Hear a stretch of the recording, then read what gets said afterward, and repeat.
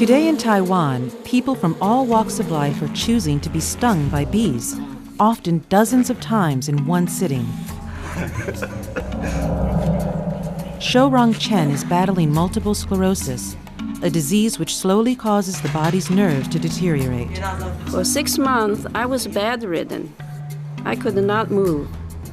I would have symptoms of tingling and numbness in my hands.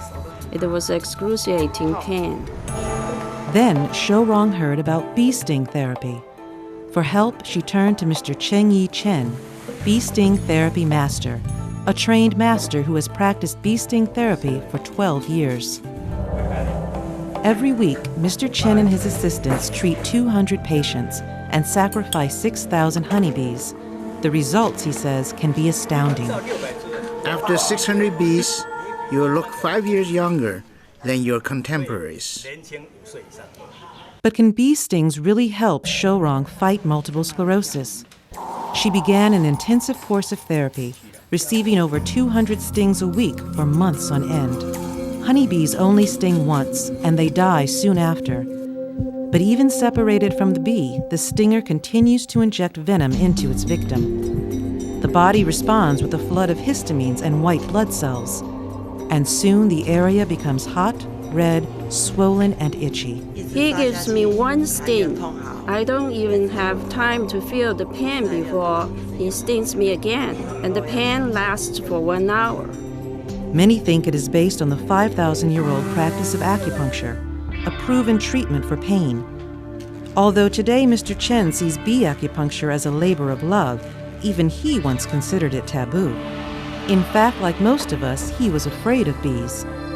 30 years ago, Mr. Chen was an executive for a textiles company. Then his wife began to suffer from arthritic pain so severe she couldn't cook or even stand up straight. Western medicines didn't do much good.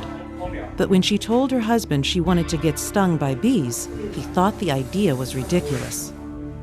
Naturally, as an educated man, I was against it. We just did not understand bees.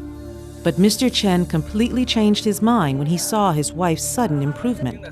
After 3 months, her red blood cell count increased. Her headache disappeared. I was so surprised, I decided to dive into this mysterious treatment and collect all the information that I could. Mr. Chen vowed to devote his life to bringing bee sting therapy to others.